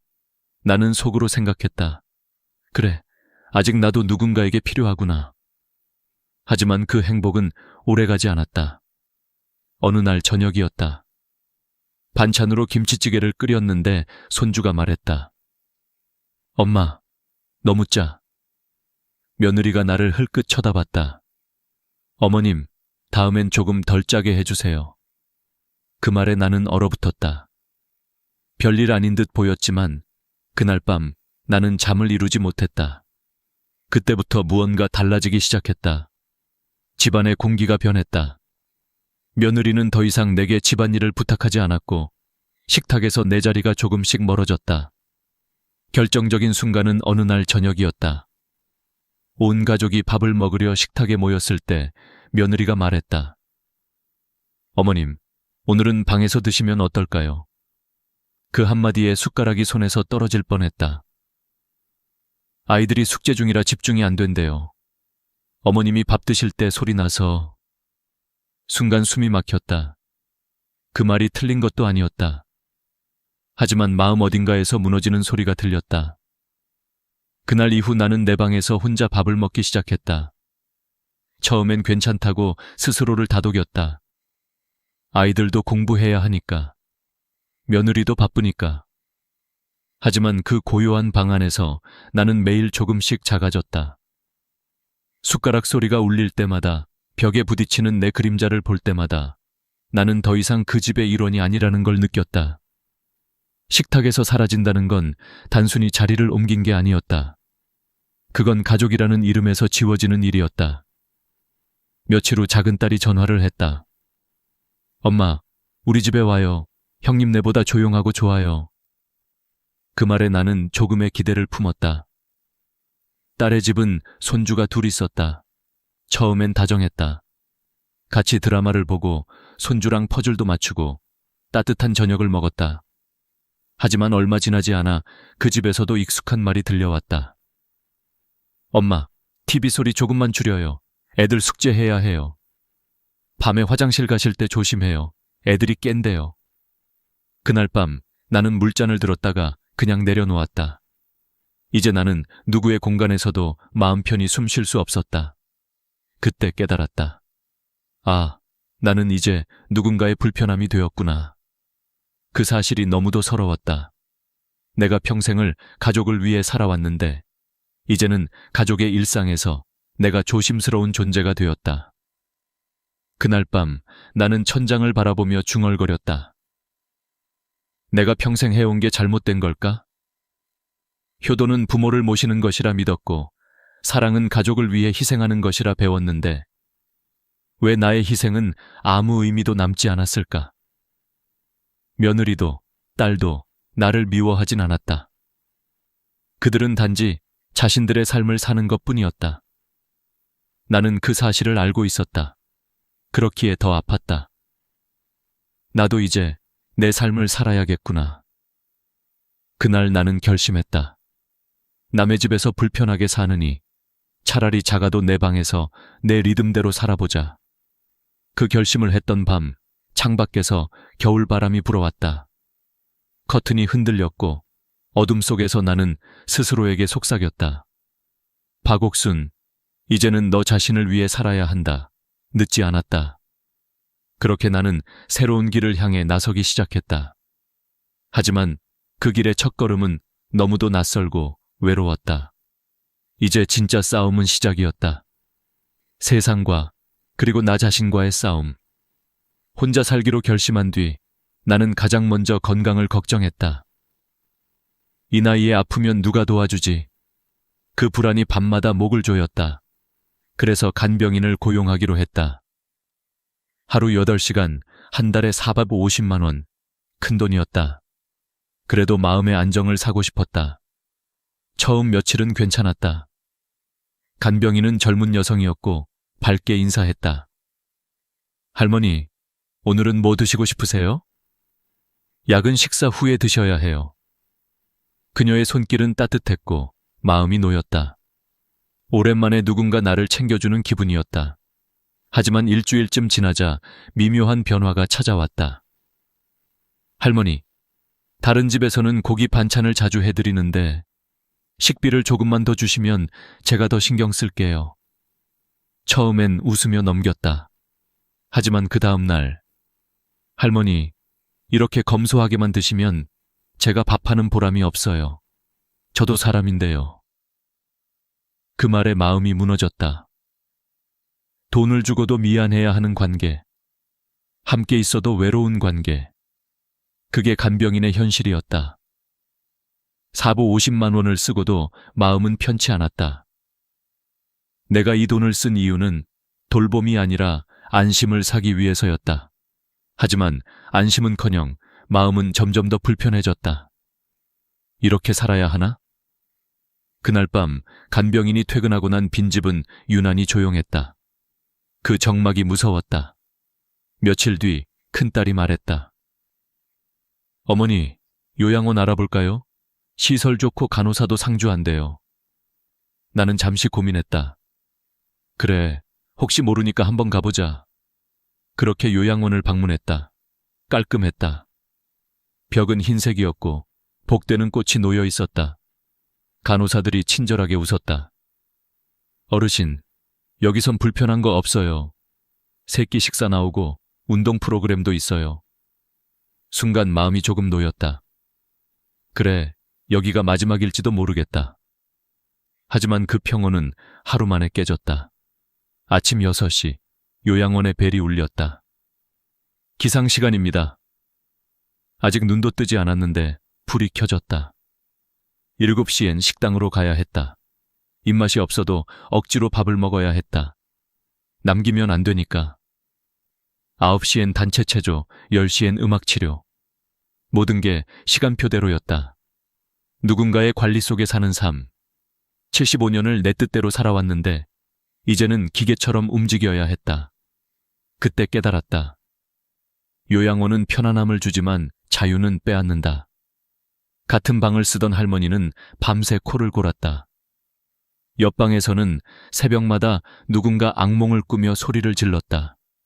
잠이 오지 않았다. 벽 너머에서 들려오는 신음소리, 불 꺼진 복도의 냄새, 그 모든 게 내게 속삭이는 듯했다. 이곳은 네가 있을 곳이 아니야. 사흘 만에 나는 짐을 쌌다. 직원은 놀란 얼굴로 물었다. 어르신, 어디 가세요? 나는 짧게 말했다. 집으로요. 거기가 더 편해요. 그 말에 눈물이 핑 돌았다. 요양원 문을 나서는 순간 바람이 차가웠다. 하지만 그 바람 속에 희미한 해방감이 있었다. 그래, 나는 아직 내 발로 걸을 수 있잖아. 그날 집에 돌아와 천장을 바라보며 중얼거렸다. 이제 어디로 가야 할까? 자식집도 안 되고 간병인도 안 되고 요양원도 아니었다. 모든 길이 막힌 듯했다. 그날 밤 내 안에서 작은 목소리가 들려왔다. 왜 남들이 정해준 길만 따라가야 하지? 그 순간 깨달았다. 이제는 누가 만든 틀 속에서가 아니라 내가 선택한 길을 걸어야 한다는 걸. 그날 밤은 내 인생에서 가장 긴 밤이었다. 하지만 동시에 새로운 시작을 알리는 밤이기도 했다. 요양원에서 돌아온 다음 날, 나는 거실 한가운데 서 있었다. 집안은 고요했고 바람이 창문 사이로 스며들었다. 커튼이 살짝 흔들릴 때마다 마치 내 마음도 함께 떨리는 듯했다. 이제 정말 혼자구나. 그 현실이 무겁게 다가왔다. 하지만 동시에 이상한 평온도 느꼈다. 이제 누구 눈치도 보지 않아도 된다. 내 밥은 내가 정하고 내 하루는 내가 만든다. 그렇게 나는 다시 내 삶을 설계하기 시작했다. 가장 먼저 한 일은 안전을 확보하는 것이었다. 혼자 사는 노인에게 가장 큰 적은 고독이 아니라 사고였다. 그래서 나는 스마트홈 시스템을 설치했다. 아침이면 알람이 부드럽게 울렸다. 오늘은 23도, 약 드실 시간입니다. 이젠 약을 깜빡할 일도 없었다. 음성으로 명령을 내리면 불이 켜지고 TV가 켜졌다. TV 켜줘. 불 꺼줘. 이 간단한 말, 몇 마디가 내 하루를 조금 더 편하게 만들어 주었다. 욕실과 거실에는 낙상 감지 센서를 설치했다. 넘어지면 즉시 딸에게 연락이 간다. 그 사실 하나로도 마음이 한결 가벼워졌다. 이제는 갑자기 쓰러져도 누군가는 알아줄 거야. 그 믿음이 나를 지탱해 주었다. 스마트 플러그로 전기를 절약하고 가전제품을 음성으로 조작하니 움직임도 줄었다. 몸이 점점 느려지고 피곤해지던 나에게는 그 작은 기술들이 큰 위로였다. 하지만 시간이 지나면서 알았다. 기술은 편리함을 주지만 외로움을 치유해주진 않는다. 밤이 깊어질수록 그 공허함은 커졌다. 냉장고 문을 열어도 대화할 사람이 없고 식탁에 앉아도 나 혼자였다. 스마트 스피커가 오늘의 뉴스입니다 라고 말할 때마다 나는 문득 사람 목소리가 그립다는 생각을 했다. 그러던 어느 날이었다. 아파트 단지의 벤치에서 마주 앉은 한 여자분이 말했다. 저도 혼자예요. 그 말이 어찌나 따뜻하게 들리던지 나는 순간 눈물이 날 뻔했다. 그녀의 이름은 정순자였다. 남편이 몇 해 전에 돌아가셨고 자식들은 외국에 있었다. 그녀는 조용히 물었다. 우리 같이 밥 먹을까요? 그날 이후 나는 매주 월요일, 수요일, 금요일에 그녀의 집을 찾았다. 그리고 조금씩 다른 이웃들도 합류했다. 60대 후반에서 70대 초반의 여자 5명. 모두 사연은 달랐지만 마음은 같았다. 혼자 밥 먹기 싫다. 우리는 규칙을 정했다. 월요일엔 내가 밥을 하고 수요일엔 순자 씨가, 금요일엔 영희 씨가. 반찬은 각자 집에서 조금씩 가져왔다. 누군가는 김치를, 누군가는 나물을, 누군가는 국을. 그렇게 식탁은 다시 따뜻해졌다. 이 된장국 맛있네. 그 한마디에 웃음이 터졌고 누군가는 오래 참았던 눈물을 훔쳤다. 그 순간 깨달았다. 밥을 함께 먹는다는 건 마음을 나눈다는 것이다. 이후 우리는 병원도 함께 갔다. 누군가 진료 예약이 있으면 다 같이 따라갔다. 의사 앞에서도 혼자보다 함께일 때 질문도 이해도 훨씬 쉬웠다. 선생님, 약은 식사 전에 먹나요? 누군가 물으면 모두가 함께 들었다. 그 덕분에 약을 잘못 먹는 일도 줄었다. 무엇보다 큰 변화는 아침 인사였다. 매일 아침 10시 전에 5명이 단톡방에 인사를 올렸다. 좋은 아침입니다. 만약 누군가가 인사를 하지 않으면 바로 전화했다. 언니, 괜찮아요. 어제는 좀 피곤해 보이더라. 그 사소한 안부가 생명을 지켜주는 끈이 되었다. 그렇게 하루하루가 달라졌다. 내 삶의 리듬이 다시 생겼다. 혼자였을 땐 시간이 흘러가는 게 무의미했는데 이제는 아침을 기다리고 점심을 함께하고 저녁을 이야기하며 보냈다. 나는 점점 깨달았다. 함께 사는 삶은 돈보다 더 큰 재산이다. 그건 보호나 간섭이 아니라 서로의 존재를 인정하는 관계였다. 그날 밤 나는 오랜만에 일기를 썼다. 오늘은 혼자가 아니었다. 그 한 줄을 쓰며 눈물이 났다. 행복이란 게 거창한 게 아니었다. 누군가 내 이름을 불러주는 것, 그리고 그 목소리를 들으며 밥을 먹는 것, 그게 전부였다. 우리의 모임은 점점 커졌다. 처음엔 단지 같이 밥 먹는 모임이었지만 어느새 삶의 중심이 되었다. 이름도 정했다. 해바라기 모임. 서로를 향해 그리고 햇살을 향해 고개를 드는 해바라기처럼 살고 싶었기 때문이다. 우리는 규칙을 더 만들었다. 첫째, 누구도 혼자 두지 않는다. 둘째, 도움이 필요한 사람은 먼저 말한다. 셋째, 웃을 일 하나씩 만들자. 이 3가지 약속이 우리 5명의 버팀목이 되었다. 매주 한 번은 산책을 나갔다. 봄에는 벚꽃길을 걸었고 여름엔 계곡 근처에서 도시락을 먹었다. 가을이면 단풍 아래서 사진을 찍고 겨울엔 서로의 집을 오가며 김장을 했다. 나이 들면 몸이 느려지지만 마음은 더 가까워지네. 그 말에 다 같이 웃었다. 그리고 우리는 각자의 재능을 나누기 시작했다. 정순자 씨는 손재주가 좋았다. 헌천으로 손가방과 컵받침을 만들어냈다. 이거 팔면 돈도 되겠다. 누군가 농담처럼 말하자 정말 팔기 시작했다. 처음엔 동네 사람 몇 명이 사갔지만 입소문이 나면서 온라인 판매까지 하게 됐다. 진짜로 팔렸어요. 3개나요. 그날 우리 5명은 박수를 치며 서로를 안았다. 영희 씨는 요리를 잘했다. 그래서 경로당에서 요리 수업을 열었다. 된장찌개는 끓이는 게 아니라 익히는 거예요. 마음을 넣어야 맛이 나요. 그 수업은 인기가 많았다. 젊은 주부들까지 찾아왔다. 할머니, 요리 레시피 좀 알려주세요. 그 모습을 보며 나는 생각했다. 우리에게도 여전히 세상은 배울 게 있는 존재구나. 나는 이야기꾼이 되었다. 아이들에게 옛날 이야기를 들려주는 수업을 열었다. 전단지에는 이렇게 썼다. 할머니가 들려주는 따뜻한 이야기 한 조각. 처음엔 손주 친구 2이 왔다. 그런데 한 달 뒤엔 5명, 2달 뒤엔 10명이 되었다. 아이들이 내 이야기에 집중할 때면 내 안의 젊은 시절이 깨어나는 듯했다. 옛날엔 말이야, 달빛이 지금보다 훨씬 밝았단다. 그 말을 하며 나도 모르게 웃었다. 그 후 한 아이의 어머니가 내게 말했다. 우리 아이가 요즘 TV를 안 봐요. 할머니 이야기 기다린다고요. 그 말에 나는 눈물이 났다. 아직도 누군가에게 필요한 사람이구나. 유튜브를 시작한 건 손녀의 제안이었다.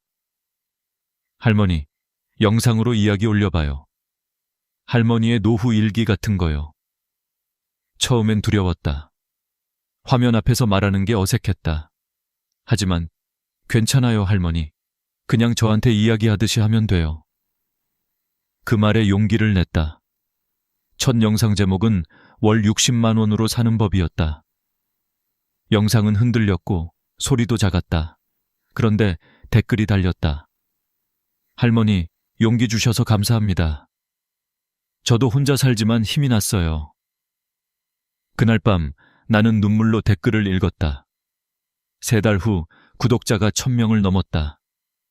이게 진짜 가능하네요. 광고 수익도 생겼다. 한 달에 10만 원에서 15만 원. 많은 돈은 아니었지만 내 인생에서 처음으로 스스로 번 돈이었다. 내 나이에도 시작할 수 있다는 자신감이 생겼다. 우리는 수입을 함께 나누기로 했다. 누군가 강의를 하면 그 수입의 일부를 공동기금으로 넣었다. 그 돈으로 생일 선물도 사고 아플 때 약값도 보탰다. 공동기금 통장을 만들 때 은행 직원이 놀라며 물었다. 5분이 공동명의요? 이유가 있으신가요? 순자 씨가 웃으며 말했다. 우리의 보험이에요. 외로움에 대한.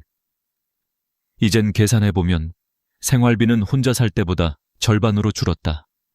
식비 25만 원, 공과금 7만 원, 생필품 5만 원, 여가비 10만 원, 총 47만 원.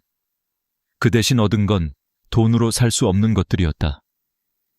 따뜻한 밥상, 서로의 안부, 웃음, 그리고 삶의 의미.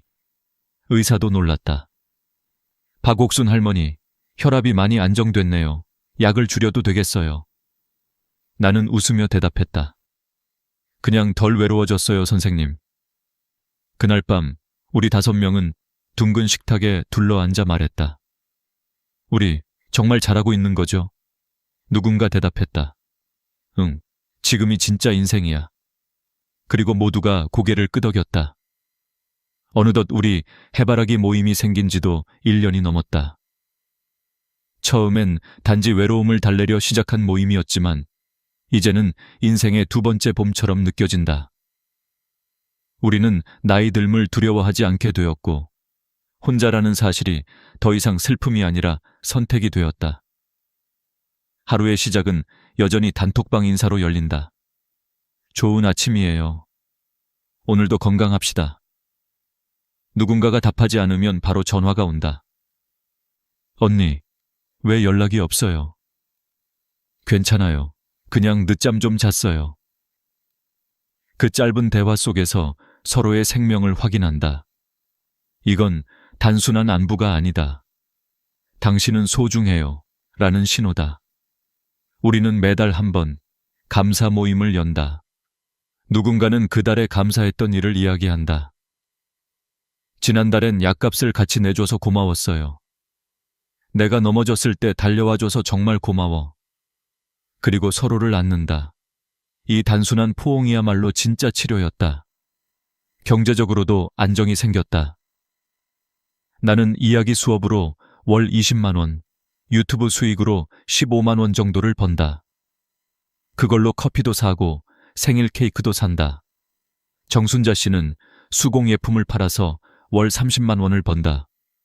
그 돈으로 경로당 아이들에게 작은 선물을 해준다. 우리 나이에도 누군가를 도울 수 있다는 게 참 좋아요. 그 말에 모두가 고개를 끄덕였다. 우리는 점점 서로의 가족이 되어갔다. 명절이면 함께 송편을 빚고 크리스마스엔 작은 트리를 만들었다. 우리 집은 이제 요양원이 아니라 마음의 집이야. 영희 씨가 그렇게 말했을 때 나는 눈시울이 붉어졌다. 그러던 어느 날 아파트 경비 아저씨가 물었다. 할머니들 모임 참 보기 좋네요. 어떻게 이렇게 단합이 잘 되세요? 나는 웃으며 대답했다. 우린 서로의 부족함을 채워주며 살아서 그래요. 누군가가 밥을 하고, 누군가는 이야기를 하고, 누군가는 웃음을 주거든요. 그 말에 아저씨가 고개를 끄덕였다. 그게 진짜 가족이죠. 나는 가끔 다른 나라의 사례들을 찾아봤다. 일본에는 그레이코 하우징이 있다. 수십 명 정도의 노인들이 함께 모여 살며 공동 부엌과 거실을 나눈다. 그곳에선 고독사가 거의 없다고 한다. 덴마크의 코우징은 세대가 섞여 산다. 노인은 젊은 세대에게 지혜를 나누고 젊은이는 노인의 삶을 돕는다. 세대가 함께 웃는 사회, 그게 진짜 복지 아닐까? 미국에는 시니어 커뮤니티가 있다. 노인들이 함께 취미 활동을 하고 여행을 가고 건강 관리를 공유한다. 이 세 나라의 공통점은 하나다. 함께 산다. 나는 이 생각을 한국에도 전하고 싶었다. 우리도 할 수 있어요. 그래서 나는 구청 노인복지센터에 편지를 썼다. 혼자 사는 노인들이 함께 밥을 먹고 함께 운동할 수 있는 이웃동행 프로그램을 만들어주세요. 며칠 뒤 복지 담당자가 직접 연락을 줬다. 좋은 제안이네요. 작은 모임부터 시작해 볼게요. 그날 나는 하늘을 올려다봤다. 아, 정말로 변할 수 있겠구나. 우리의 작은 모임이 이제는 마을의 모델이 되었다. 젊은 세대가 찾아와 물었다. 저희 부모님도 이런 모임에 참여할 수 있을까요? 그 질문 하나가 내 가슴을 벅차게 했다. 노년이 외로운 세대가 아니라 함께 살아가는 세대로 바뀌고 있었다. 나는 지금도 유튜브에 영상을 올린다. 오늘의 영상 제목은 60만 원으로 살아도 행복할 수 있습니다. 댓글에는 낯선 이들의 따뜻한 말이 이어진다. 할머니 덕분에 용기 얻었어요. 저도 혼자지만 이젠 외롭지 않아요.